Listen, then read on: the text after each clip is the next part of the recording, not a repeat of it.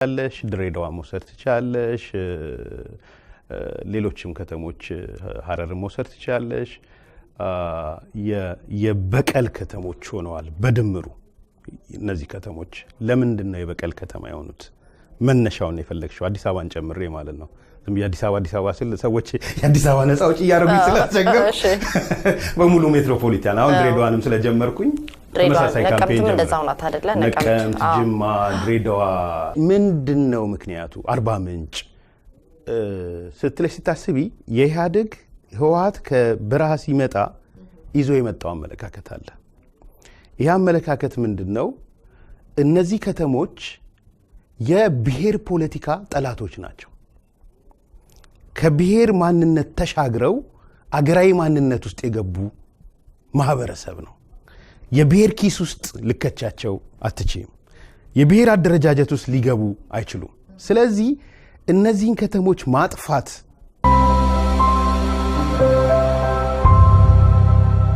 ኮራበት ቀድሞ የነበረውን ነገር ያመንኩበትን ነገር አምኜበት ነው የገባሁት አምኜ የሰራቸው ስራዎች አሉ ሳታምኝ የምትሰሪያቸው ስራዎች አሉ በሁለቱ ማለት ነው ወደ መጻፎች ለመለስ አራተኛው መጻፍ ነው እዚህ ኮፒው እጄ ላይ ያለው የመጀመሪያው መጻፍ የመለስ ባለቤት አልባ ትርፋት አይደለ ባለቤት አልባ ከተማ ቢለው ነው በጣም ቆንጆ መጻፍ ነው መጻፎች የስነ ጽሁፍ ለዛቸው በጣም ከባድ ነው የደራሲ መሆን ምን ነበር መሰለኝ ድሮ ስነ ጽሁፋቸው ጥሩ ነው የፖለቲካ መጻፎች አይመስሉም እውነት ለመናገር ሁለተኛው ቀጥሎ ያለ የመለስ ልቃቂት ነው ስለ ኢፈርት የተተነተነበት ነው ሶስተኛው መጻፍ ጥላውን የሞተለት የሚለው ነው አራተኛው ዲሲና አዲስ አበባ የሚለው እሱ ከዛ ከመጀመሪያው መጻፍ ጋር ሊገናኝ ይችላል ሌሎች ይዘቶችም ስላሉት እንትን እንላለን ስለዚህ እስቲ የመጀመሪያው መጻፍ እንዳሰውና የተወሰነ ነገሮችን ስለ አዲስ አበባ ባለቤት አልባነት እናውራ የኢትዮጵያ ፖለቲካ ውስጥ ትልቅ ከሆኑ ነጥቦች እንደውም እኔ ዶክተር አብይ ቀድሞ ባይዳስሰው ለጊዜው የተዳፈነ አድርጎ ቢያስቀምጠው ደስ የሚለኝ አጀንዳ አንዱ የአዲስ አበባ አጀንዳ ነው ያስፈራኛል ስለሚያስፈራኝ ነገሮች ከተረጋጉ ያልሽው ይሄ ሙቭመንት ውስጥ ያለው ወጣት ወደ መስከን ከሄደ በኋላ በቼንጅ ላይ ምናልባት የቼንጅን ግራፍ እንደዚህ አይነት ግራፍ ነው የቼንጅ ግራፍ የዚህ ባር ግራፍ አይነት ነው ቼንጅ መጀመሪያ ይናወጣል ሾክ አርጊው ነው የሚለው ኢትዮጵያ ሾክ ሆናለች እንዳየሽው ከሾኩ ቀጥሎ መስከን ነው የሚለው መስከን አለበት አሁን ከሾኪንግ ፌዝ ወደ መስከን ፌዝ እየሄድን ያለ ነው ተቀባይነት ያለው መሪ ያገኘን ተቀባይነት ያለው መሪ አስተሳሰብ ማምጣት ጀመረ we start deal with ideas መጀመሪያ አይዲያ አልነበረም ንዴት ቁጭት እንዲያረጉን ምናምን ነበር አሁን ብዙ ሰው አይፈልግም ይሄን አሁን አይዲያ ነው ኦኬ ከአይዲያውም ግን መጀመሪያ ፒክ የምናደርጋቸውና ሌደር የምናቆያቸው አለ ቢኮዝ ተመልሰን ወደ ሾኪንግ እንዳንመለስ ይሄ የሰከነውን ነገር ወደ መበጥበጥ እንዳንመልሰው የተወሰኑ ነገሮችን በይደር መፍራት አይደለም ባይዘው በይደር ማቆየት ያው ትምህርትም እኮ ስትማሪ አራተኛ ክፍል የምትማሪውና ስድስተኛ ክፍል ሁለቱም ጂኦሜትሪ ሊሆን ይችላል ግን የጂኦሜትሪ ይዘታቸው አራተኛና ስድስተኛ ክፍል አንድ አይደለም በዚህ መሰረት ጥያቄዎች ሆኖ የሸራረፍሽ አራተኛ ክፍል ላይ ያለውን ታቀርቢና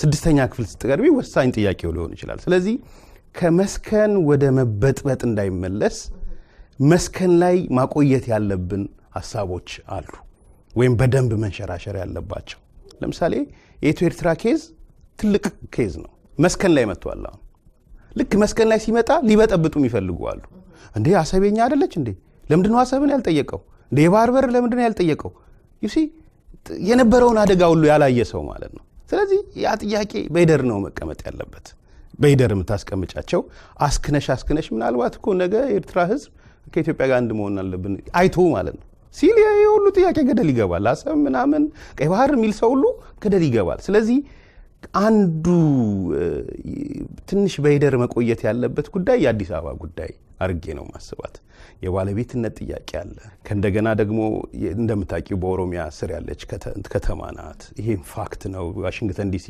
ቅድም እንዳየሽው ሜሪላንድ የሰጠቻት ይሄ ጥያቄ አለ።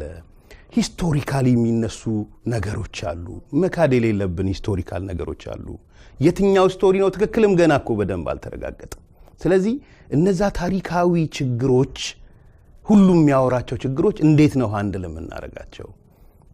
ስለዚህ እነዚህ ነገሮችን ብጥብጥ ፈጣሪ ነው። አንዱ የኔ ነው ይላል፣ አንደኛው አይደለም ይላል፣ ነዋሪው የኔ ነው ይላል፣ ኦሮሚያ የኔ ነው ይላል። እነዚህ ሁሉ ብጥብጥ የሚፈጥሩ ናቸው። እንዲህ አይነት ገጽታ እንዲኖራት ለምንድን ነው የተፈለገው? ምንድን ነው ፖለቲካዊ ግብአቱ ነው? ቡራቡሬነቷም እንዳለ ሆኖ ያ ምን መሰለሽ፣ አዲስ አበባን ስናይ አዲስ አበባ ብቻ አይደለችም። የሜትሮፖሊታን ከተሞች በአጠቃላይ ጅማን መውሰድ ትችላለሽ፣ ድሬዳዋ መውሰድ ትችላለሽ፣ ሌሎችም ከተሞች ሀረርን መውሰድ ትችላለሽ። የበቀል ከተሞች ሆነዋል በድምሩ። እነዚህ ከተሞች ለምንድን ነው የበቀል ከተማ የሆኑት? መነሻውን የፈለግሽው አዲስ አበባን ጨምሬ ማለት ነው። የአዲስ አበባ ስል ሰዎች የአዲስ አበባ ነፃ አውጪ እያደረጉኝ ስላስቸገሩ በሙሉ ሜትሮፖሊታን አሁን ድሬዳዋንም ስለጀመርኩኝ ተመሳሳይ ካምፔን ጀመረ። ነቀምት፣ ጅማ፣ ድሬዳዋ ምንድን ነው ምክንያቱ? አርባ ምንጭ ስትለሽ ስታስቢ የኢህአዴግ ህወሓት ከበረሃ ሲመጣ ይዞ የመጣው አመለካከት አለ። ይህ አመለካከት ምንድን ነው? እነዚህ ከተሞች የብሔር ፖለቲካ ጠላቶች ናቸው። ከብሔር ማንነት ተሻግረው አገራዊ ማንነት ውስጥ የገቡ ማህበረሰብ ነው። የብሔር ኪስ ውስጥ ልከቻቸው አትችይም። የብሔር አደረጃጀት ውስጥ ሊገቡ አይችሉም። ስለዚህ እነዚህን ከተሞች ማጥፋት እንደ ዋና ታርጌት ነው የተወሰደው። የኢህአዴግ እምነትና አመለካከት የማትሸከም ከተማ በመሆኗ ነው እንደ ጠላት የተቆጠረችው። በዚህ ምክንያት ህገ መንግስቱ ከመውጣቱ በፊት እንደ አንድ ክልል ስትቆጠር ነበር አዲስ አበባ። ክልል 14 ነበር። ክልል ማለት የክልል ፓወር ነበራት፣ የክልል ስልጣንና ኃላፊነት ነበራት። ከክልልነት ተቀነሰች፣ ህገ መንግስቱ ቀነሳት፣ ፌዴራል ከተማ ሆነች። ስለዚህ መጀመሪያ በጦር የወጋት ህገ መንግስቱ ነው ማለት ነው። ኦኬ። ከዛ እንግዲህ 5 ሚሊዮን 4 ሚሊዮን ህዝብ ያለው ሰው እንደ ክልል ሳይቆጠር 30 ሺህ 40 ሺህ 200 ሀረሬን ጥሩ ማንሳት ይቻላል። 250 ሺህ ሰው ነው ክልል ነው። በ5 ሚሊዮን እና በ250 ሺህ መሀል ያለውን ልዩነት ማየት ትችላለሽ። አስተዳደር አመራረጡ አዲስ አበባ 138 ወንበር ነው ያላት። 138 ወንበሩ ከወረዳው ተመርጠው ነው የሚመጡት። ከንቲባ ሆኖ የሚመረጠው ሰው ምናልባት ከአቃቂ አንዲት ዲስትሪክት የተመረጠ ሰው ነው ከንቲባ የሚሆነው። አዲስ አበባ ላይ ያለው ምደባ ነው፣ የፓርቲ ምደባ። አሁን ህወሓት ተረኛ ነው፣ ቀጥሎ ኦህዴድ ነው፣ አሁን ለረጅም ጊዜ ደግሞ ኦህዴድ ተረኛ ነው። የኦባማ አይነት ሰው አዲስ አበቤ የሆነ የኦባማ አይነት ሰው ኢህአዴግን መቀላቀል አልፈልግም የሚል እኔ ኦባማን ቱ ዘ ማክሲመም አሁን ካለው ሊደርሺፕ አንፃር ስለምወደው ነው። እንደሱ አይነት ሰው አዲስ አበቤ ቢኖራት ከንቲባ አይሆንም ኦባማ። ምክንያቱም ኢህአዴግ ውስጥ አይደለም ያለው።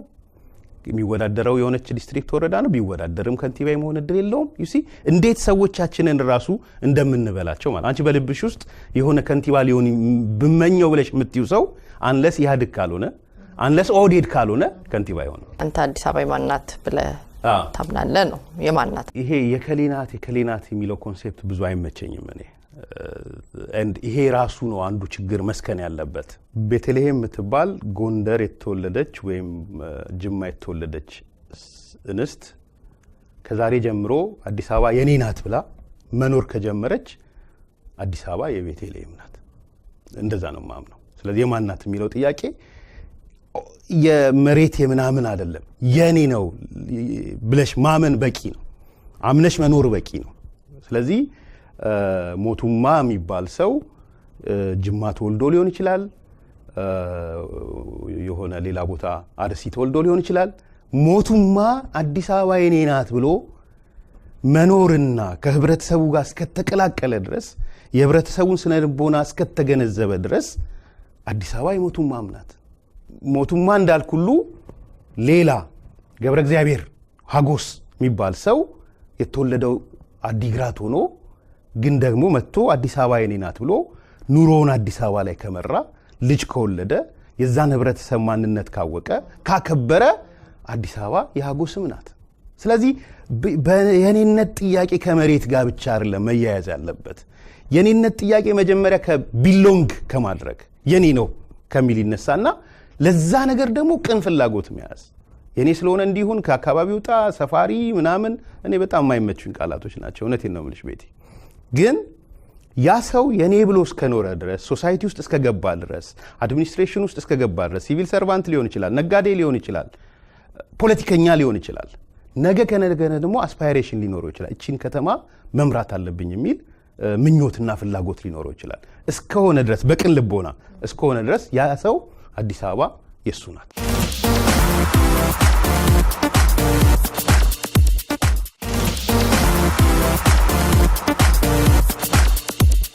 ስለዚህ ባንተ እይታ ሶሻል ሚዲያ ላይ ሰዎች ሲጨርሱበት የነበረው የአዲስ አበባ ከንቲባ ሹመት ጉዳይ ተቀበሏል ማለት ነው። ማንም ሊመራት ይችላል ከተባለ አልቀበለውም። ለምን? ማልቀበለው ምክንያቶቼንም አንስቼ ነበር። ብዙ ሰው አልወደደውም፣ አላቅም።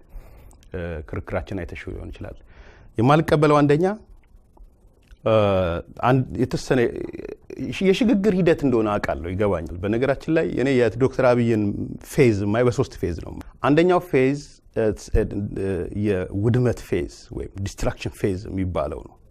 ያ ፌዝ ላይ ህግ መመሪያ ምናምን ይሄ ሶሻል ኖር ምናምን ትዩንም መምታት አለብሽ። ቼንጅ ላይ እሱ ነው የሚለው። የቼንጅ ኮንሴፕቱ ራሱ ይሄ በህብረተሰብ ውስጥ የሚያስደነጉ ጥያቄዎችን የምትመችበት ህግ ሲሆን ህግን ቫሉዌት ምንድነው ህገወጥም ልትሆኝ ትችላለሽ አንዳንድ የምትወስጂው እርምጃዎች። ቢኮዝ አዲስ አመለካከት ለመቅረጽ እስከሆነ ድረስ ነባሩን አመለካከት በፎርማል ህጋዊ መንገድ ብቻ ሄደሽ አታሸንፍ። ይሄ ሰውዬ ህገ መንግስቱን ብቻ እከተላለሁ ቢል አይቆይም ነበር። በነገራችን ላይ ማአት ህገ መንግስቱን የሚንድ ነገር አድርጓል። ለዚህ ነው ስብሰባ የማይቀመጠው። የኢህአዴግ ጽህፈት ቤት ህወሓቶች ስብሰባ እንቀመጥ ብለውታል። አልቀመጥም አላቸው። ለምንድነው ያላቸው? እነሱ ይመጡና ህግ ይከበር ይሉታል። መቀሌ ላይ እኮ ህገ መንግስት ይከበር የሚል ማስታወቂያ ይዘው ነው የወጡት። ለምንድን ነው? ሰውየው ህግ እየናደ ነው። አዲሱን ነገር ለመቀበል አሮጌው መበተን አለብሽ። አዲሱ አስተሳሰብ ተቀባይነት እንዲያገኝ በአሮጌው ላይ አይደረብም። ሶ የመጀመሪያው ፌዝ የዶክተር አብይ ፌዝ ኢት ኢዝ ኤ ዲስትራክሽን ፌዝ ነው። የማፍረስ ምዕራፍ ነው። በማፍረስ ምዕራፍ ውስጥ ህገወጥ ነገር ይሰራል። አሴ ሚዲያ ሰው እንደ አዲስ አበባ ዘረኛ ከተባለም አይ ዶንት ማይንድ እነዛ ህገወጥ ነገሮች ሲሰሩ አንዳንዶቹ ላይ ግን ጥያቄ ይኖረኛል። ፌዙን ሳልረዳ ቀርቼ ግን አለ እና ምንድነው የተደረገው? ሜሩ ከመደቡ በፊት ከሁለት ሳምንት በፊት ፓርላማ ሄደው ቻርተሩን ቀየሩት። ቻርተሩን ሲቀይሩ ምን ብለው ቀየሩ? ምክትል ከንቲባ ከምክር ቤቱ አባላት ውጪ ሊመደብ ይችላል የሚል ፓርላማ ላይ አጸደቁ። ለኔ የመፈራረስ ምዕራፍ ላይ ግን ደግሞ ያንቀጠቀጠኝ ምዕራፍ ይሄ ነው። ልቀበለው ይገባ ነበር። እንደ አንድ የአብይ አካል በሆን ልቀበለዋለሁ። ግን እንደ አንድ የአዲስ አበባ ሰው ሆኜ ሳየው ምንም እንኳን ዲስትራክሽን ፌዝ ብትሆን እቺን ነገር ብታቆይልኝ የሚል ተቃውሞ ነው የነበረኝ። ስለዚህ በ15 ቀኑ ሄዶ አፍርሶት ከዚህ በኋላ ምክትል ከንቲባ ከውጪ ይመጣል ብሎ በዛ በ15ኛው ቀን 138ቱ የአዲስ አበባ ምክር ቤት ሲሰበሰብ ያን ሰው አምጥቶ ከሌላ ቦታ ሲመድበው ህሊና ያልተቀበለው ቢሆን ደስ የሚለኝ ያንን ነገር ሳያፈርስ የሄዶ ፓርላማ ላይ አዲስ አበባ ምክትል ከንቲባ ከየትም ይመጣል በሚል አዋጅ ሳያጸድቅ ቢኮዝ ፕሬሲደንሱ ነው የሚያስፈራኛሽ ነገ ከነገ ወዲያ የሚሆነው ነገር ምንም እንኳን የማፍረስ ምዕራፍ ቢሆንም ማለት ነው። ከአዲስ አበባ ምክር ቤት ውስጥ ካሉት 138 ሰዎች አንዱን ከንቲባ ማድረግ ይቻል ነበር ህግ ሳይጣስ። ሪኮማንድ ማርገናታል። እዛው ያለችን ሴት ሪኮማንድ አለ። ስለዚህ እዛው ያርገሽ ይሄን ሰውዬ ግን በምክትልም ይሁን በምን ማምጣት ይቻላል። ወይም ደግሞ አዲስ አበባ ሶስት ነገሮች መሰረታዊ ናቸው። ከንቲባው፣ ማዘጋጃ ቤቱ እና የድርጅት ጽህፈት ቤቱ። ሶስቱን ከያዝሽ ማፈራረስ ትችላል። ስለዚህ እኔ ዶክተር አብይን ሪኮማንድ ያደረኩት ሶስቱን ያዘውና የምትፈልገውን ማፈራረስ አፈራርሰው ነው። ምዕራፍ የማፈራረስ ምዕራፍ ስለሆነ ስለዚህ ከንቲባዋን ዳግማዊትን አድርጎ ማዘጋጃ ቤቱን አሁን የተባለውን ሰው አድርጎ ድርጅት ጉዳይ ደግሞ እነሱ የሚፈልጉትን የባዴን ወይ ምናምን ሰው አድርገው ሶስቱንም ከተቆጣጠረ በቂ ነበረ። ምክንያቱም ማዘጋጃ ቤት ህወሓት ነው ያለው፣ ኃይሌ ፍስሐ ይባላል። የአርከበ ቀኝ እጅ ነው። ድርጅት ጉዳይ ተወልደ ይባላል፣ ህወሓት ነው። ድርጅት ጉዳይና ማዘጋጃ ቤት ህወሓትን አስቀምጠሽ ለውጥ አይታሰብም። ዲስትራክሽን ፌዙ መጀመር ያለበት ህግን ከመንካት ሳይሆን እነዚህን ሰዎች በማንሳትና በመደልደል ቢሆን ነው። ስለዚህ የመጀመሪያው ምዕራፍ ላይ የተፈጸመ ስለሆነ በአንድ በኩል በትልቁ ሳየው የምቀበለው ቢሆንም ወደ አዲስ አበባ ሲመጣ ግን ትንሽ እንትን አለኝ ተጫነኝ። እሱ ነው ሁለተኛው ምዕራፍ። ዝርዝር ማየት አያስፈልግም። የዶክተር አብይ ሁለተኛ ምዕራፍ ያልኩሽ የማስከን ምዕራፍ ነው። ማስከን ምዕራፍ ላይ አልደረሰም። እኔ እስከሚቀጥለው 5 ወር ማስከን ምዕራፍ ላይ ይደርሳል ብዬ አላስብም። እስከ 5 ወር 6 ወር ዲስትራክሽን ፌዝ ነው የሚቀጥለው። የማስከን ምዕራፍ ላይ ይሄ የፖለቲካ ፓርቲዎችን መሰብሰብ፣ ስርዓት መገንባት፣ ህገ መንግስት የማሻሻያ ነጥቦች ማድረግ፣ የሽግግር ስርዓቱን ማመቻቸት ዳት ኢዝ የሰከንድ ምዕራፉ አድርጌ የማስበው ነው። ሜቢ ይሄ እስከ 6 ወር የማስበው ነው የማስከን ምዕራፍ። የመጨረሻው ምዕራፍ ዋነኛው የዴሞክራሲ መጨረሻ የሚካሄድበት ይሄ የህገ መንግስቱን ማሻሻሉ፣ የዴሞክራሲ ተቋማት እንደ ምርጫ ቦርድ፣ ፍትህ ስርዓቱ ምናምን ተሻሽለው እውነተኛ ምርጫ የምናይበት እዚህ አሜሪካ ሀገር እንደምናየው አይነት የምናይንበት ሰርድ ምዕራፍ የመጨረሻው ምዕራፍ ነው። አንደኛ መፍትሄው በህዝብ የተመረጠ አስተዳደር መኖር አለበት። እንደ ዲሲው የዲሲውን ትንሽ ትኩረት ልስጠውና ምን ማለት ነው በህዝብ የተመረጠ ማለት? አይ ሆፕ ዶክተር አብይ ያደርገዋል ብዬ ስለማስብ ነው በነገራችን ላይ። ምክንያቱም ከዚህ በፊት የተናገረውን ነገር ሰምቻለሁ። በሀገር ደረጃ ከዚህ በኋላ እኔ እንደ ፕሬዚዳንት ነው መመረጥ የምፈልገው፣ ከመቀሌ እስከ ቶጎ ጫሌ ያለው ሰው እንዲመርጠኝ ነው የምፈልገው እንጂ ከሆነች ወረዳ ተመርጬ መጥቼ የኢትዮጵያ ፕሬዚዳንት የኢትዮጵያ ጠቅላይ ሚኒስትር መሆን አልፈልግም ብሎ ተናግሯል። በጣም የሚገርም ንግግር ነው ይሄ። በነገራችን ላይ ዲስትራክሽን ፌዝ አንዱ እሱ ነው። ህገ መንግስቱን ነው የናደው እዚህ ንግግር ላይ ብዙ ሰው ያልገባው። ስለዚህ ለኢትዮጵያ ይሄን ካሰበልኝ አስቦልኝ ብቻ ሳይሆን ከተናገረልኝ መናገር ብቻ ሳይሆን ህገ መንግስቱን ከናደልኝ በአገር ደረጃ እኔ ጉራጌ ሳይመርጠኝ፣ ወላይታ ሳይመርጠኝ፣ ሲዳማ ሳይመርጠኝ፣ ትግሬ ሳይመርጠኝ ጠቅላይ ሚኒስትር ፕሬዚዳንት መሆን አልፈልግም ካለኝ አዲስ አበባ ላይ ደግሞ ትንሽ ፍላጎት አለኝ። እኔ ያቺ ፍላጎቴ ምንድነው?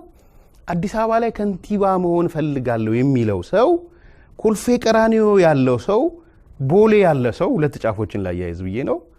አቃቂ ቃሊቲ ያለ ሰው፣ የካ ያለ ሰው፣ እነዚህም ሁለት ጫፎች ናቸው። ቂርቆስ ያለ ሰው መሀል ላይ ያለው፣ እነዚህ ሁሉ ሊመርጡት ይገባል። ስለዚህ የቂርቆሱ ሰውና የቦሌው ሰው ከንቲባዬ ነው ሲል ያ ሰው በከንቲባነት መቀመጥ አለበት። አሁን እየሆነ ያለው ምንድነው? ቅድም እንዳልኩሽ ቂርቆስ ውስጥ ሄዶ ከትግራይ ማህበረሰብ አንድ ሰው ታመጪና ታስመርጪና የአዲስ አበባ ከንቲባ ታደርጊዋለሽ። ህብረተሰቡ ቅድሙን ክፍፍሉን ነግሬሻለሁ እየተሰራ ያለው። ነገ ከነገ ወዲያ ደግሞ አቃቂ ላይ ሄድና አንድ የኦሮሞ ፒክ አድርገሽ አቃቂ ላይ ይመረጣል። ከዛ በኋላ የአዲስ አበባ ከንቲባ ይሆናል። ይሄ በጣም አደገኛ ነው። ምክንያቱም አቃቂ ላይ የመረጥሽው ሰው ምናልባት በቦሌ ባለው ሰው ጥሩ አይታይ ይሆናል። ይሄ በጣም በአዲስ አበባ ፖለቲካ ውስጥ ይሄ ከሆነልኝ እኔ ጥያቄን አነሳለሁ። ይሄ ብቻ ከሆነልኝ ጥያቄን አነሳለሁ። ለምን መሰለሽ? አንደኛ የብሔር ፖለቲካውን ይገለዋል።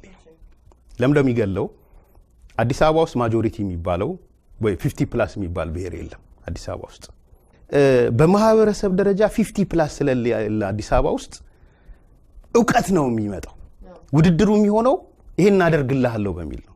የኦሮሞን እጠቅማለሁ፣ ትግሬን እጠቅማለሁ፣ እንከኔን እጠቅማለሁ በሚል አይደለም። የአዲስ አበባ ማህበረሰብ እጠቅማለሁ ብሎ ሐሳብ ይዞ የሚመጣ ሰው ነው። ይሄ አንዱ ጥቅም ነው ማለት ነው። ሁለተኛው ጥቅም ኢትዮጵያ ውስጥ የጎደለን ቤቲ ትልቁ የጎደለን ነገር ስቴትማን ማጣት ነው። አርያ የሆኑ ሞዴል የሆኑ ሰዎች ማጣት ነው። የለንም። አሁን ጥቂት እያፈራን ነው ስቴትማኖች እንጂ ሄደሽ ስታይ እኮ ያስፈራል። ከንቲባነት በዚህ መልኩ የሚመረጥ ከሆነ ግን ስቴትማን እየፈጠርን እንሄዳለን። ዶክተር አብይ ጉልበቱ የህዝብ እንቅስቃሴ ነው፣ ፓርቲ አይደለም። በነገራችን ላይ ነገ ከነገ ወዲያ የድርጅት ስብሰባ ቢሰበሰብ ዶክተር አብይ ከሊቀመንበርነቱ ሊነሳ ይችላል። ምክንያቱም ህወሓት ውስጥ ሙሉ ለሙሉ አይቀበሉትም። ደቡብ ውስጥ ህወሓቶች እያደራጁ ነው። ስለዚህ 50 ፕላስ ናቸው ቢያንስ ደቡብና ህወሓት ሲመጡ ከሊቀመንበርነቱ ያነሱታል። እኔ እንደውም እውነቱን ንገሪኝ ካልሽ የኦርቶዶክስ ጳጳሶቹን እዚህ ሰዓቱ ሊያልፍ ስለሆነ በአስቸኳይ ግቡ ሲል ሰምተሽዋል አይደል? ንግግር ኦርቶዶክስ የኢየሱስ ክርስቶስን የመጨረሻ ሰዓት አንስቶ ነው የነገራቸው። ያቺ ጽዋ እንዳታልፍ አይነት ማለት ነው። ሰው እኔ ሁለት ነገሮች ናቸው እሱ ጋር ማስበው። እንደ መጥፎ ሰው ማስበው አደጋ ይገጥመዋል ብያስ እንደ መጥፎ ሰው ራሴ እንደ መጥፎ ሰው ስቆጥረው መጥፎ ፌዝ የሚያስብ ሰው አለ አይደል? አንዳንድ ሁሌ ክፉ የሚያስብ ክፋት። አሁን በክፋት ሳስበው አንድ አደጋ ይሸተኛል እሱ ጋር የህይወት አደጋም ሊሆን ይችላል። ስለዚህ ይሄን ነገር ሳላረግ ህይወቴ እንዳታልፍ ሁሉ ያለ ሁሉ ይመስለኛል። እግዚአብሔር ይጠብቀው። ያ አንደኛው። ስለዚህ ነው በአንድ ጊዜ እኮ 6 መድረክ በቀን መምራት በጣም ከባድ ነው። ቤተክርስቲያኑን ኤርትራን ምንም ብቲ ይሄ እግዚአብሔር ተአምር ካልሆነ የማንም ተአምር አይደለም። 5ኛ መጽሐፍ አለኝ የኤርትራ ጉዳይ የሚል ያልወጣ ለምን እንዳላወጣሁት እስከ 5 ዓመት የኤርትራ ጉዳይ አይፈታም ብዬ ስለማስብ እስከዛ ድረስ ይቆይ ብዬ ነው። ግን አሁን አረጀ እንደ ታሪክ አወጣዋለሁ። ገባሽ አይደል? የአዲስ አበባ ጉዳይ እንደማይፈታ ስለማቅ ነው ሁለተኛ የተመለስኩት ዲሲና አዲስ አበባ ብዬ። የማይፈቱ የሚመስሉ ችግሮችን እየፈታ ነው የሄደው። በጣም በጣም በጣም የሚገርም በተለይ ኢንተርናሊ ፖለቲክሱን የምታውቂው ከሆነ ሴንተር ላይ ስትገቢ በፍጹም ሊታሰቡ የማይችሉ ጉዳዮች ናቸው እየነካካ ያለው። ስለዚህ እንደ ዲስትራክሽን ፌዙ ማሰብ ከፈለግን እንደ ጥፋቶች መውሰድ የለብንም ብዬ ነው ማስበው። ልክ መስከን ላይ ሲደርስ ግራፏ ጫፏ ላይ ስትደርስ ያኔ እንጠይቃለን። የሰከነ ነገር ላይ ገብቷል ሰውየው፣ ስለዚህ ይሄን እንደዚህ ያደርግ፣ የመደብከው ሚኒስትር ልክ አይደለም፣ ይሄ ሌባ እኮ ነው እዚህ ጋር ረከው፣ የምርጫ ቦርድ ጋር ያስገባቸው ነው ሰው ፌር አይደሉም ብለን የምንልበት ምዕራፍ ይመጣል። እስከዛ ድረስ ግን በላርጅ ስኬል እያሰብን ብንሄድ ሰውየውን እንረዳዋለን ብዬ ነው የማስበው እና እንደ ጥፋት መቁጠር ያውም የመንግስት ያልሆነ ኦኬ። ስለዚህ የመንግስትን ስልጣን ለኢኮኖሚ ጥቅም ማዋያም ተጠቅሟል የሚለው 3ኛ ነገር የተቀመጠ ነው። 4ኛው ነጥብ እና ወሳኝ የሚመስለኝ ዶክተር አብይም እንዲሰማኝ የምፈልገው ነጥብ እነዚህ ድርጅቶች በህግ ተደራጅተዋል አልተደራጁም? በጣም ወሳኙ ጥያቄ ይሄ ነው።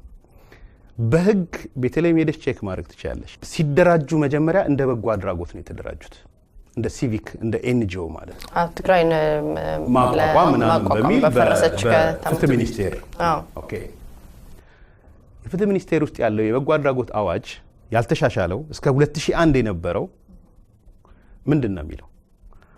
አንድ ድርጅት በበጎ አድራጎትነት ከተመዘገበ ለትርፍ አይሰማራም ነው የሚለው። ይሄ ብላክ ኤንድ ዋይት የተጻፈ ነው። ለትርፍ መሰማራት አይችልም። ቢኮስ በጎ አድራጎት ድርጅት ነው። ራሱን ሰርክል ሊያደርግ ይችላል፣ ሮቴት ሊያደርግ ይችላል፣ የሚያገኘውን ነገር ምናምን አሉ። ውጭም እንደዚህ ትልልቅ ፋርማሲ ድርጅቶች ሆነው የበጎ አድራጎት ሆነው እዛው ሪቮልቭ ያደርጋል ገንዘቡ። እነዚህ እኮ በኢትዮጵያ ኢኮኖሚ ውስጥ ይቅድምባር ቀደም ራሱ ያኔ ባለቤት የነበረው አቦይ ስብሐት የተናገረው በኢትዮጵያ ኢኮኖሚ የመጀመሪያው ኢኮኖሚ ነው ያለው። ስለዚህ ተመዝግበዋል አልተመዘገቡ እንዲያጣሩልኝ ይፈልጋለሁ ጠቅላይ ሚኒስትሩ። አንድ መረጃ ግን ቲፕ ላድርግ እዚህ ጋር ይሰማል ብዬ ስለማስብ 2008 ላይ 1998 ላይ የማህበራት ማደራጃና ምዝገባ ኃላፊ የነበረው ሰው ሪፖርተር ጋዜጣ ሄዶ ይጠይቀዋል። የጠየቀው ጥያቄ ምንድነው? ኤፈርት የሚባለው ድርጅት ተመዝግቧል አልተመዘገበ የሚል ጥያቄ ነው የጠየቀው። ከዛ ጌታቸው ይባላል ሰውየው፣ የመምሪያ ኃላፊ ነው። እኔ በህይወቴ በበጎ አድራጊነት የተመዘገበ ድርጅት ማቀው ደብረ ብርሃን ውስጥ ያለ እከሌ የሚባል ድርጅት የሆነ የግለሰብ ቤተሰብ ድርጅት ነው እንጂ አልተመዘገበም ይላል። ሌላም ሁሉም ያለው አገር ውስጥ የተመዘገበ እሱ ስፔሲፊክ አድርጎ ሲጠይቀው፣ እሺ በሌላ አነጋገር ፍትህ ሚኒስትር አሁን እነሱ እንደ መከራከሪያ ሰሞኑ የሚያነሷን ነገር ትግራይ ተመዝግቧል ነው የሚሉት። ሌላ ደግሞ ህግ አለ እዚህ ጋር ትግራይ ለመመዝገቡ የሚያመለክት አንድ በጎ አድራጎት የሚሰራ ድርጅት ከ2 እና 3 ክልሎች በላይ ተላልፎ ከሰራ መመዝገብ ያለበት ፍትህ ሚኒስቴር ጋር ነው። ኦኬ ኖት ኦንሊ ዛት በፌደራል ደረጃ መመዝገብ አለበት። ቢኮዝ የሚሰራው ስራዎች 4-5 ቦታዎች ኢንዱስትሪው ምኑ ያለው የተለያየ ቦታ ነው። እሱ ብቻ አይደለም። አዜብ መስፍን ደግሞ አንድ ጊዜ ትዝ ይልሽ እንደሆነ ሳት ብሏት መታ ለፌደራል መንግስቱ ይሄን ያህል በጀት መደሰ ይሄን ያህል ታክስ ከፈልን ላልተመዘገብሽበት ነገር ታክስ እንደሚከፍሉ ዛው ተናግረዋል። ላልተመዘገብሽ ነገር ታክስ ከፍያለሽ። ስለዚህ የመጀመሪያ ዶክተር አብይ እንዲያደርግ የምፈልገው እኔ ከኤፈርት ጋር ተያይዞ በትክክልም ተመዝግበዋል አልተመዘገቡም የሚለውን ነገር እንዲያጋልጥልኝ ይፈልጋሉ። ሁለተኛ የምፈልገው ነገር ያለባቸውን ዕዳ እንዲከፍሉ ነው። 100 ምናምን ቢሊዮን ብር ደርሳቸዋል፣ ስለዚህ የህዝብ ገንዘብ መልሱ ብሎ በኮምፓውንድ ኢንተረስት ሰርቶት እያንዳንዱን ዕዳቸውን እንዲከፍሉ ማድረግ። ይሄ ደግሞ ህገወጥ አይደለም፣ ከትግራይ ህዝብ አጣላም፣ ከህወሓት አጣላም፣ ሌላውን ህዝብም አጣላም። በዚህ መልኩ ሁለት ነገሮች ቢያደርግ ደስ ይለኛል። ስለላቸውም ቀጥል አይ ቲንክ እዛ ጋር ያለው ገጽታ ምንድነው? በነገራችን ላይ ያ ሰው አሁን በጣም በሚያስደነግጥ ሁኔታ የስለላ መዋቅር ውስጥ የአንድ ዲፓርትመንት ኃላፊ ሆኖ በቴሌቪዥን አይቼዋለሁ። በጣም በሚያስደነግጥ ሁኔታ የአንድ ያውም ወሳኝ ቢሮ በደህንነት ውስጥ ካሉት ወሳኝ ቢሮ ኃላፊ ሆኖ አይቼዋለሁ። አሁንም ስሙ ይቅርብኝ። አንዱ የሚያስደነግጠኝም ክፍል እሱ ስለሆነ ነው። ያኔ እንደዛ የነበሩ ሰዎች እንደውም ከፍ ብለው ስልጣን ላይ ሳያቸው ትንሽ አስደነገጠኝ። የትግራይ ሰው ነው፣ በጣም ቅርብ ጓደኛዬ ነው በር የነበረው። ከዛ ውጪ ማለት አልፈልግም፣ ግን አሁንም ስልጣን ላይ መቀመጥ አለበት ብዬ የማስበው ሰው አይደለም። ሶ የዚህ የደህንነት ስትራክቸሩ ትንሽ ያስደነግጣል። በጣም ያስደነግጣል። የሚያስደነግጠው ለምንድን ነው? መሆን ስለሌለበት አይደለም፣ መሆን አለበት። የማይኖሪቲዎች እነዚህ ህዳጣን የሚባሉት የግዴታ ከሚኖሩበት ምሰሶ አንዱ ደህንነት፣ ጠንካራ ደህንነት መዋቅር መመስረት ነው። ለዚህ ነው እኮ 20 ምናምን ዓመት ስታይ ከህወሓት ውጪ ደህንነት ኃላፊ አልነበረም። ክንፈ ሲሞት ጌታቸው ተረከበው፣ ጌታቸውን የቀጠለው በቃ የግል ንብረት ብቻ አይደለም። ማስደንገጡን ከምን ይጀምራል መሰለሽ? በማይታዩ ፓንዶራ ቦክስ ውስጥ በተቀመጡ ሰዎች ነው የምንመራው። ሲጀምር ተጠያቂነት የለም። አብሮች ቁጭ ብሎ ይሆናል፣ እኔም ልሆን እችላለሁ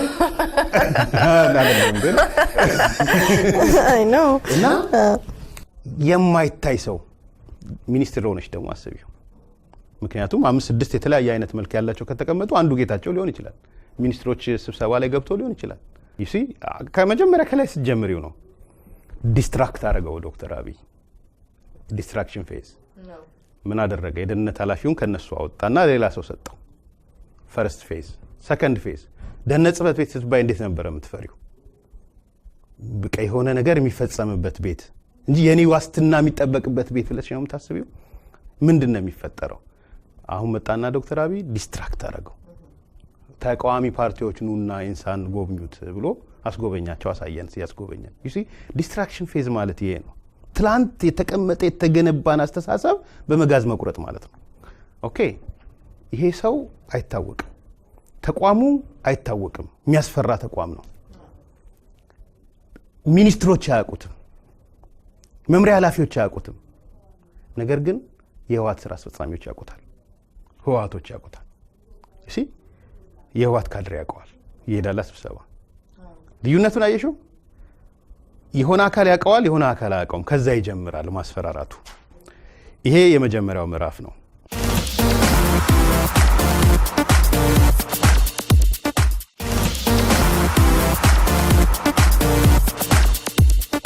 ያው እሳቸውም ጠቅላይ ሚኒስትሩም ስሞት መንግስታዊ አብዝተዋል። ወንጀሉ እንደተጠበቀው ነው ነው መንግስታዊ አዲስ አበባ ላይ መንግስታዊ ክራይም ተፈጽሟል። ዳት ክራይም ግን የዲስትራክሽኑ አካል ስለሆነ እኛ ክራይሙን አንስተናል። ግን የማፍረሱ ፌዝ ነው።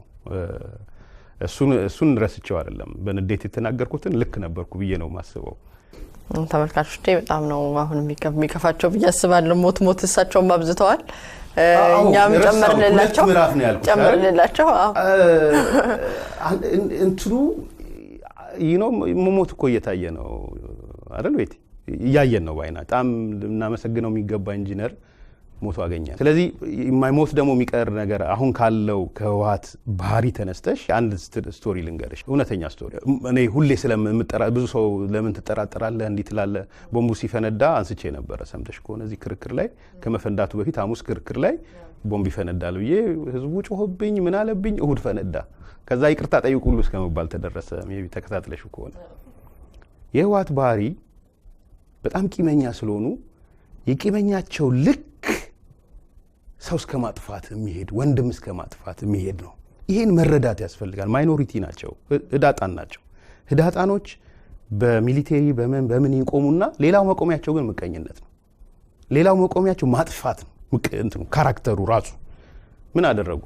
በረሃ ላይ የራሳቸውን ሰዎች 67 68 የራሳቸውን ሰዎች ጠሯቸው። ትግራይ ምናምን የሚባል ነበሩ ሌሎች ነፃ አውጪዎች ጠሯቸው። አንድ ላይ መሆን አለብን፣ አንድ ላይ በጋራ መስራት አለብን አሉ። ተስማሙ። ውይይት አካሄዱ። ምን አሉ? በሬ ተአረዱ፣ አብረው በሉ፣ የጋራ ራት በሉ። ከዛ በኋላ ተሰብስበው ልክ እንቅልፍ ሲይዛቸው ተነስታችሁ በመሳሪያ አጥፏቸው አሉ። ፊሽካ ይነፋል። ፊሽካ ሲነፋ ትገሏቸዋል። የሚያዙት ይያዙ አሉ። እነዚህ ሰዎች ድርድር ብለው አብረው ተፋቅረው አብረው በልተው በሰላም የተኙበት ቦታ ላይ ለሊት 9 ሰዓት ፊሽካ ተነፋ፣ እዛው ረሸኗቸው። ይሄ የህወሓት ባህሪ ነው። ወንድሙን ለመግደል የማይመለስ ባህሪ ነው። ይሄን ባህሪ የተሸከሙ ሰዎች ዛሬ የቀንጅብ ሆነው መቀሌ ውስጥ ከትመዋል። እነዚህ ሰዎች የደህንነቱን ያውቁታል፣ ሚሊቴሪውን ያውቁታል፣ ሰዎቹን ያውቁታል። ስለዚህ እንዲህ አይነት እርምጃ ላለመውሰድ የሚሄዱ አይደሉም። ስለዚህ ነው እያሰጋኛል ያልኩሽ አንዱ ስጋቴ። ስለዚህ ቀጣይ ሙቭመንት ይኑር ለምን አልክ ብለሽ የጠየቅሽው፣ ቀጣይ ሙቭመንት በኖረ ቁጥር ስብሰባ እንቀመጥ የሚለው የለም። ገባሽ አይደል? ምክንያቱም አሁን ሰኞ ዕለት ፓትሪያርኩ ሲገባ ህዝባዊ ከሆነ እሁድ ዕለት የፓትሪያርኩና እንትኑን ለማዋሃድ ሚሊኒየም አዳራሽ፣ የሆነ ቀን ድሬዳዋ ስብሰባ፣ የሆነ ቀን ምናልባት አውሮፓ፣ ከዛ ቀጥሎ ደግሞ እስራኤል። ፕራይም ሚኒስትሩ በዚህ ነው መጠመድ ያለበት። ስለዚህ ነዛ ነው በጣም ትራቭል የሚያበዙት ሰው እኔ አላውቅም፣ ግን መጠመድ አለባቸው። ልክ ሲጠመዱ እንደዛ ድርጅቱ ይደነግጥና ይቆማል። ሰከን ብለው ቢሮ መቀመጥ ከጀመሩ ግን አሁን ለአጭር ጊዜ ነው እያልኩሽ ያለሁት። ለአጭር ጊዜ ሰከን ብለው መቀመጥ ከጀመሩ ግን እና ስብሰባ እንቀመጥ፣ ህግ ጥሰህ ነበር፣ ባንዲራ ሲውለበለብ ዝም ብለሃል፣ እንዲህ ሲደረግ እንዲህ ብለሃል፣ ሚሊቴሪውን አዋርደሃል፣ እኛ ማንነታችን አዋርደሃል ይመጣል። ይሄንን የሚያዳምጡበት ምዕራፍ አይደለም ዲስትራክሽን ፌዝ፣ የማፈራረስ ምዕራፍ ያኛውን ኃይል የምታዳምጭበት አይደለም። ይሄ ሆኖ ግን ሌላ ጉድለታቸው የእሳቸውን ስራ ሊሰራ የሚችል ኃይል ደግሞ በተመጣጣኝ መጠን ማደራጀት አለባቸው። እሳቸው እንደዚህ ሲንቀሳቀሱ ሌላው ሮድ ማፕ የሚሰራ ወዴት ነው ሽግግሩ የምንመራው ወዴት ነው የሚል ተደብቆ የሚሰራ ያ ኃይልም ደግሞ ያስፈልጋል። የውስጥ የስውር መንግስት ማለት ነው። ለጊዜው ለወደፊቱ አያስፈልግም፣ ግን ለአሁን የስውር መንግስት ያስፈልጋቸዋል። ያ የስውር መንግስት ወደ ስክነት የሚወስድ የስውር መንግስት ማለት ነው። ከመፈራረሱ ከዚህ ከሾኪንግ ፌዙ ወደ ስክነት የሚወስድ የሽግግር ምዕራፍ የሚል ቁጭ ብሎ ሮድ ማፑን የሚሰራ ወደ መለስ ልቃቂት እንሂድ እና አስገራሚ መጽሐፍ ነው። ስለ ትዕመት የተተነተነበት ወይም የተጋለጠበት የፓርቲ ቢዝነሱ ምን ያህል እንደተስፋፋ ምን ያህል ጥልቀት እንዳለው የተነገረበት መጽሐፍ ነው። በግሌ መጽሐፉን ሳነበው በጣም ነው የፈራሁት። እዛ ላይ ያለ የህወሓት ስለላው ጉዳይ የሚሰለልበት ጉዳይ ነው። አብዱን ጠቅሳል። ስሙን ለጊዜው አልተጠቀምክም። ብዙ ሰው የኢትዮጵያ ደህንነት በጣም ሲያደንቅ ሰማለሁ። እኛ እኮ ያዳለቅ ነው በቃ ጥሩ እንደዚህ ደህንነቱ እኮ ነው ያልተፈጨ ነው እንደው ስንት ጠላት እያለብን ምናምን ይላል። በሌላ ጎን ደግሞ በጣም የሚያስፈራ በግለሰብ ደረጃ የስለላ መዋቅር እንደ ዘረጉ ይነገራልና እስቲ ንገረኝ ስለላቸው መርቀቅ። ፈርትና ስለላው መጀመሪያ ፈርት ላይ ላንሳና የኤፈርት ጉዳይም ኢትዮጵያ ፖለቲካ ውስጥ ካሉት መሰረታዊ ጥያቄዎች አንዱ ስለሆነ ነው። ኢኮኖሚክ ነክ ስለ ኢኮኖሚ ታውሪ ትልቁ ኢኮኖሚ 70% ኤፈርትና የሚድሮክ ተደምረው ነው። ገና በልጅነቱ ነው አይደለ? ለባድመ ጦርነት 3 ቢሊዮን ዶላር ገና ልጅ ነበር። ተበድረው አበደሩ። አሁን በደረሰበት ሁኔታ አሁንማ በጣም ከባድ ነው። ያኔ ምንድነው እዛጋም ብዙ ሰው ምናልባት አንቺ የሚያየሽበት አንግል ላይ እኔ የኤፈርት የደረሰበትን ደረጃ ብቻ አይደለም ለማሳየት የፈለኩት። ሰየው ነገ ከነገ ወዲያ የሚወረስ ከሆነ በተለይ የሁላችንም ንብረት ነውና ጥሩ ነው በዛ መልኩ ማደጉ ነገ የራሳችን ሲሆን ወይም ደግሞ ያ ቢዝነስ ሞዴል ለሌሎቹም እንደ ቢዝነስ ሞዴል ተወስዶ በተመሳሳይ መጠን ብናድግና ተመሳሳይ ነገር ቢኖረንም በጣም በጣም ደስ የሚል ነገር ነው። ስለዚህ ሐሳቡ እዚህ ደረጃ መንጥቀው ሄደዋል የሚል አይደለም። አው ልክ ነው። ሁለት ነገሮች ናቸው። እኔ ያየሁት መጽሐፍን አንደኛው መናህል እንደሄደና ሌላኛው መናህል እንደወደቀ ቢዝነስ የወደቀበትን ሚስጥር ነው እኔ ያየሁበት። በቃ ወደ ዋናው ነጥብ መጣሽ። አንደኛው ነገር የትግራይ ህዝብ ተጠቅሟል አልተጠቀመም የሚለው ነው መጀመሪያ ያስቀመጥኩት። ምክንያቱም በኢትዮጵያ ፖለቲካ ውስጥ ምናልባት ጠቅላይ ሚኒስትሩም በየቀኑ አሁን ዶክተር አብይ ሰምተሽ ከሆነ የትግራይን ሳያነሱ አይሄዱ። አልስማማም በአንዳንድ ነገሮች እሳቸው በሚሉት እዚህም ተከራክሬያለሁ። አዎ መጻፍ ላይም አለ።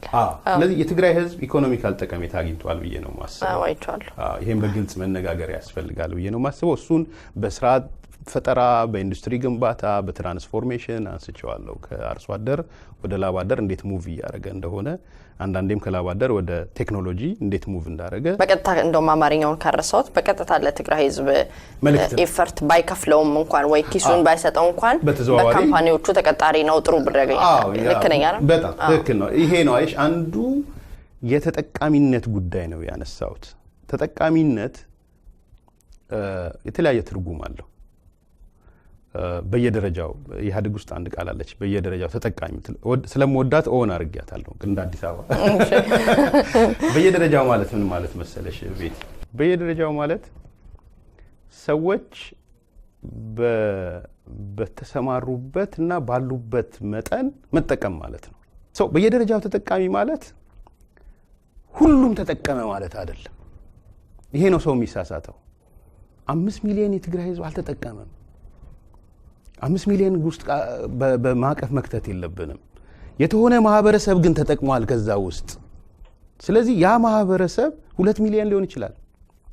ስታሰይ ወደዛ ይሄዳል። ጥቅምን በየደረጃው ነው ማሰብ ያለብን። ሁለተኛው ጥያቄ ለመመለስ የሞከርኩት ኢፍታዊ የሆነ ኤፈርትን ለመጥቀም ኢፍታዊ እርምጃዎች ተወስደዋል አልተወሰዱም የሚለውን ነው እንደ አሁንም እንደ እንትና ሃይፖቴሲስ ያስቀምጥ። ፍትሃዊነት አለ የለም? ሁለተኛ ጥያቄ ለመመለስ የሞከርኩት ማለት ነው።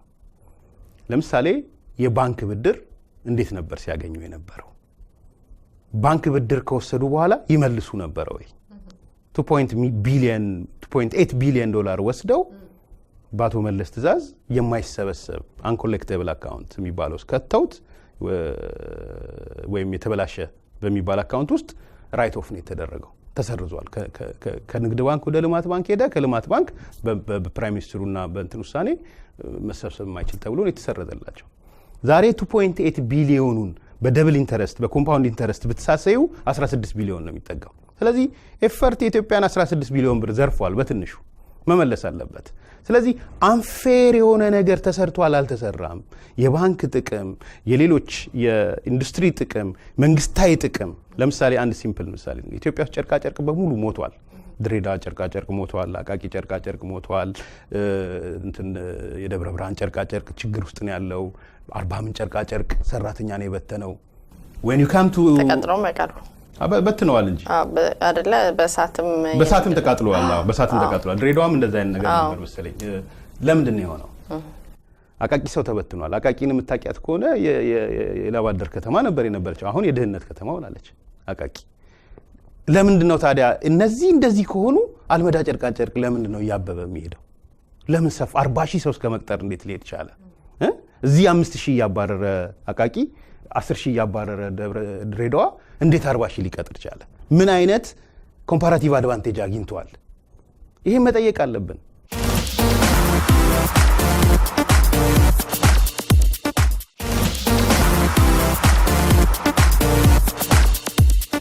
ሁለተኛው ምዕራፍ በደህንነት ጽሕፈት ቤት ውስጥ የተደራጁት አደረጃጀቶች ምንድናቸው የሚለው ራሱ ይወስነዋል። ምንድን ነው የተደራጀው በደህንነት ጽሕፈት ቤት ውስጥ? ምናልባት ሰምተሽ ከሆነ 5-6 መምሪያዎች አሉ። አንዱ መምሪያ የተቃዋሚዎች ክትትል መምሪያ የሚባል አለ። ለምሳሌ የተቃዋሚ ክትትል መምሪያ ማለት የተቃዋሚ ድርጅቶችን መሰለልና መከታተል ማለት ነው። አየለ ጫሚሶ እዚህ ጋር ተቀምጦ አየለ እንኳን ያው አንድ አይነት ነው። ሌሎች እንደዚህ ነከሌ እንደዚህ ጋር አሉ። ነከሌ ይህን እያደረጉ ነው። የሸዋስ ቡና ከከሌ ጋር እየጠጣ ነው። ሀብታሙ አያሌው እዚህ ጋር ያለው በሙሉ እሱን የሚከታተል ተቋም አለ። ቁጭ 365 ቀን የሚሰራ ማለት ነው። ስለዚህ እንዴት አድርጌ ነው አንድነትን ማፍረስ ያለብኝ? አንድነት ውስጥ እንትናን መክተት ያለብኝ እንዴት ነው? ኢንፊልትሬት አድርጌ እንደዚህ የሚሰሩ ኦኬ፣ አንድነትን ከፋፍዬ ለነማን ሊቀመንበሩን ልስጠው? ይሄን ቁጭ ብሎ ደህንነት ጽሕፈት ቤት ውስጥ የሚሰራ ትልቅ ዲፓርትመንት ስራው የሆነ አንቺ ጋዜጠኝነት ስራሽ ነው አይደል? ከሌን ኢንተርቪው ላድርግ ብለሽ የግዴታ ዴሊቨር ማድረግ አለብሽ። እንደዛ የተቀመጠ ሰው አለ። ሶ ተቃዋሚ ፓርቲዎችን በሙሉ እየሰለለ የሚያጠፋ ኢንፊልትሬት አድርጎ የሚያስገባ እና ሰብና ሰው እንዳይሆኑ የሚያደርግ የሚያዋርድ እንትን ደህንነት ጽሕፈት ቤት ውስጥ አለ። አንዱ ዲፓርትመንት ብቻ ነው የምነግርሽ። ሁለተኛው ዲፓርትመንት የህብረተሰብ ክትትል እና ደህንነት የሚል ስም ቢኖረውም ለምሳሌ ስልክ የሚጠልፍ እንትን አለ፣ ስልክ የሚጠልፍ ክፍል አለ። አንድ ምሳሌ ብቻ ላንሳ፣ እስከዛሬ አላነሳሁትም፣ አሁን ፍራቻ ስለጠፋ ግን ላንሳው። ሜክሲኮ ጋር ብዙ ሰው አላስተዋለ ይሆናል እንጂ ከዚህ በፊት ሜክሲኮና 4 ኪሎ ጋር ሜክሲኮ ጋር በተለይ አንዲት ቮልክስቫገን ቅርቅሽ ያለች ቮልክስቫገን ትቆማለች። ተግባረድ ፊት ለፊት ተግባረድን ፊት ለፊቱ ታውቂዋለሽ፣ አሁን ፌዴራል ፖሊስ አጠገብ ማለት ነው።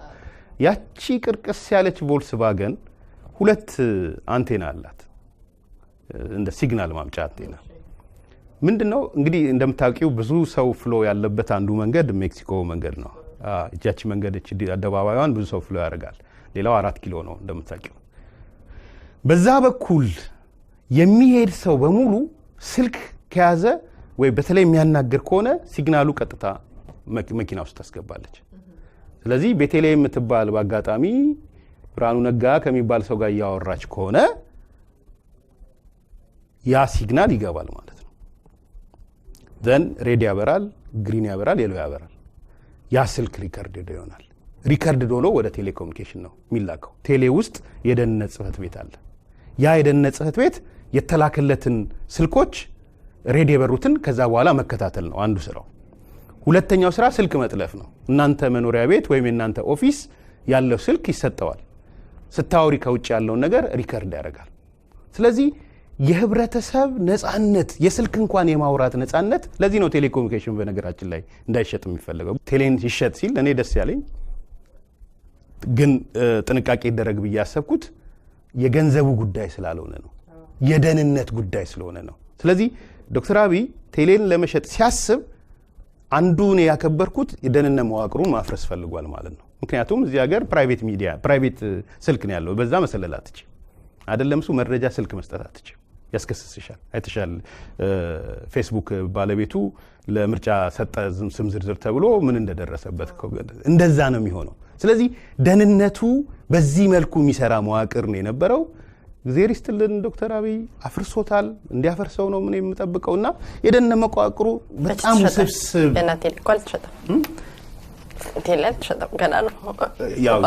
ተነግሯል። በሀሳብ ተነገረ ማለት ቢያንስ ደህንነቱ ይጠፋል ማለት ነው። ቢያንስ የሚመጣው ኦርጋናይዜሽንም ለቁጥጥር አይመጣም። የሚወዳደሩ ድርጅቶች ሆፕፉሊ በዓለም ደረጃ የሚታወቁ ድርጅቶች ይሆናሉ። አሁን እየሰማን ያለነው የሳውዝ አፍሪካው ድርጅት፣ ኬንያ ያለው አይ ቲንክ እነዚህ ክብራቸውን የሚጠብቁ ሌላ ውስጥ ስለላ የማይሰሩ እንደሚሆኑ ነው የምጠብቀው። ምፈራው ቴሌን ህወሓት ከወሰደው የሀገር ውስጥ ውድድር ተብሎ ህወሓት ከወሰደው የደህንነት መዋቅሩ ስለዚህ ኢትዮጵያ ህዝብ መከላከል ያለበት በዚህ አጋጣሚ አንዳንድ ሰዎች ሲያነሱ የምሰማው አይ በስልክ ይሄን አላወራም እንገናኝ ምናምን የሚሉ ሰዎች ብቻ አይደለም። እንትኑ ላይ አንበሹ ከሆነ ጽሁፍ መጽሐፉ ላይ አንድ አለማየሁ ተገኑ ጋር እንደዚህ ስናወራ ሚኒስትር የነበረው እዛ ስብሰባ እንትን ሄደን እንዲሁ ብዙውን የምንቀራረብ ሰው አይደለንም፣ ግን ስታወሪ አሁን እኛ አሉ ግሩፖች አሉ። አሁንም በስልጣን ላይ ስላሉ ስሞችን ማላነሳቸው ሰዎች አሉ። በተለይ አዲስ አበባ ላይ ከፍተኛ ስልጣን ላይ ያሉ ልጆች አሉ፣ ፌዴራልም አሉ። ቁጭ ብለን አንዳንዴ እንገናኛለን። ስናወራ መጀመሪያ ስራችን ባትሪው መንቀል ነው። እርስ በራስ ስለማንተማመን አይደለም። በዛ ኢቭን ከባትሪ ሳይሰራ እንኳን ሊወሰድ የሚችልበት እድል አለ ተብሎ ስለሚታሰብ ነው። ስለዚህ ስናወራ እንኳን ባትሪ እንነቅላለን፣ አይደለም ህይወት ያለው ስልክ ቀርቶ ማለት ነው። እና የደህንነቱ ስትራክቸር በጣም ስትሮንግ ነበር። ኢሳትን ማንሳት ኮች ያለሽ ኢሳትን ጃም የተደረገው 28 ጊዜ ነው። 28 ጊዜ ለማድረግ በእያንዳንዱ ጃም $2 ሚሊዮን ነው የሚከፍሉት። በእያንዳንዱ ጃሚንግ ዶክተር አብይ በደንብ የሚያውቀው ነው፣ የነበረበት የሰራው ነው። ስለዚህ የጃሚንግ ፕሮሰሱ $2 ሚሊዮን ቀላል አይደለም። የጀርመን ኩባንያ የቻይና ኩባንያ ነበር ሲሳተፉ የነበረው። በእያንዳንዱ ጃሚንግ ነው ያልኩሽ አይደል? በየሰከንዶቹ ደግሞ የሚከፍሉት $100,000 ነው ፕሮሰሱን ለመጠበቅ ማለት ነው። ምክንያቱም ጃሚንግ ከእንትን ጋር ነው የሚያያዘው፣ ከዚህ ከሞገድም ጋር ይያያዛል። ሌሎች መስሪያ ቤቶች ጋር ሄደሽ ሎቢ ማድረግም እንትኖቹን ሄደሽ ማስቀረት፣ ሎቢ ለማድረግ መክፈል አለብሽ። ይሄ ሁሉ ነገር ነው የነበረው እና የደህንነት መዋቅሩ ኢንፎርሜሽን ፍሎ እንዳይሆን፣ ሰዎች ለሰዎች እንዳይገናኙ፣ ሚስጥር ለሚስጥር እንዳታወሪ፣ እርስ በራስ እንድትጠራጠሪ። የፖለቲካ ፓርቲዎች ስብሰባ ሲቀመጡ እኮ መጨረሻ ላይ ቅንጅት ሰምተሻል አይደል? የመጨረሻ ስብሰባቸው ላይ ሁሉም ስልካቸውን ሎክ አድርገው ነው የገቡት። ማንም ስልክ እንዳይስተፈትሾ ማለት ነው። የፖለቲካ ፓርቲ ኦኬ አሁን ምንድነው ይሆናል? የኦሮሚያ ጽህፈት ቤት ስብሰባዎች ከዚህ በፊት ምስጢር ሲወጣ ሁላችሁም ስልካችሁን አስቀምጡና ግቡ ነው የተባለው። በዚህ መልኩ የደህንነት መዋቅር የሚሰራ በጣም ውስብስብ ስትራክቸር ነው። ግን ዜሪስቶ አሁንም ዲስትራክት አድርጎታል። የህብረተሰባችን የንቃተ ህሊናና የህብረተሰባችን ዝቅ ማለት በደንብ መነሳት አለበት ዴሞክራሲ ስርዓት ከማለታችን በፊትና ሁሉም ሰው ተስፋ ሳይቆርጥ አዲስ አበባም ኢትዮጵያም ውጭ ሀገርም ያለ ሰው አመለካከት ወደ መቅረጽ ቢያተኩር አስተሳሰብ ወደ መቅረጽ ወደ ሌሎች ሀገሮች የምናያቸው ምንቀናባቸውን ነገሮች ሰው ማክበር አይተሻል። እዚህ ሀገር አውቶቡስ ለመሰለፍ ቀጥ ብሎ ነው የሚሰለፉት። ባንክ ቤት ብትሄጂ ሰልፉ ይገርማል። ኢልደርስ እነዚህ ትልልቅ ሰዎችን እንዴት እንደሚከበሩ ታያለሽ። ባሱስ ብትገቢ አዛውንት ከገባ የግዴታ የመነሳት ግዴታ አለብሽ። ሞራሊ ማለት ነው። ሰው ያፈጥብሻል። ምን እያረክ ነው ሽማግሌ ቆሞ አንተ የምትቀመጠው ነው። እንዲህ አይነት ያስተሳሰብ ቀረጻ ውስጥ ይሄ የወደቀ የማህበረሰብ ስብዕና መገንባት መቻል አለበት። የሚዲያዎቹ ሮልም ትልቅ ነው ይሄ መሆን ያለበት። ቤቲ እኔ በዛ ነው አሁን የሚቀጥሉት ትኩረቶቼ ወደዛ ነው የማደርገው። በጣም ነው አመሰግነው። በጣም ቆንጆ ውይይት ነበረ። ትንሽ ይሞቃል አደከምኩ መሰለኝ። ላረክልኝ ትብብር እዚህ ምጥቼ በጣም ከባድ ነው። ስቱዲዮ ማግኘት በጣም ከባድ ነው። ካሜራ ማግኘት ኢትዮጵያ አስቸጋሪ ነው። እንኳን እዚህ በእያንዳንዳችሁ ስራ ላይ ያሉ ሰዎች ሁሉ ናቸው የተባበሩኝ። በኤልቲቪ ስም በጣም አመሰግናለሁ። እሺ ተመልካቾቼ ፕሮግራሜን ጨርሻለሁ። ከዚህ ዋሽንግተን ዲሲ ከሚገኘው ከኢሳት ስቱዲዮ ውስጥ ነበር ያስተላልፍኩላችሁ። ሳምንት